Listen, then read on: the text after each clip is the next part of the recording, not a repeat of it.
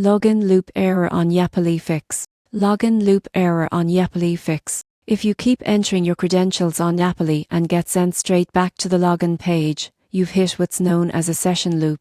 Most people think it's a server issue or a wrong password, but the surprising truth is, it's almost always a cache or token problem on your device. Here's how to fix it in minutes. First, close the Yapily app or browser tab completely. Then, clear your cache and cookies. On mobile, go to Settings, Apps Yapily, and tap Clear Cache. On iPhone, go to Settings, General, iPhone Storage, select Yapily, and choose Offload App.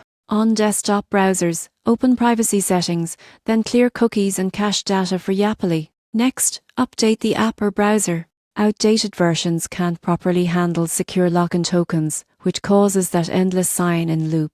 Go to your App Store browser update page and install the latest version. Still stuck? Switch your network connection. If you're using Wi-Fi, try mobile data. If you're on mobile data, switch to a different Wi-Fi network. Some routers and firewalls block session cookies used for secure banking logins. Also, make sure that cookies and JavaScript are enabled. Yapily's system depends on these to store temporary authentication data. Without them, your login can't stick and you'll keep getting redirected. Finally, avoid using autofill when logging in. Again, type your credentials manually. Autofill can insert hidden characters or outdated data that break the login sequence. After these steps, restart your device and log in again. You should now be able to access Yapily without any looping or redirects. So remember, when you face the Yapily login loop, the fix isn't complicated. It's just your device holding on to expired data. Clear the cache, update your app,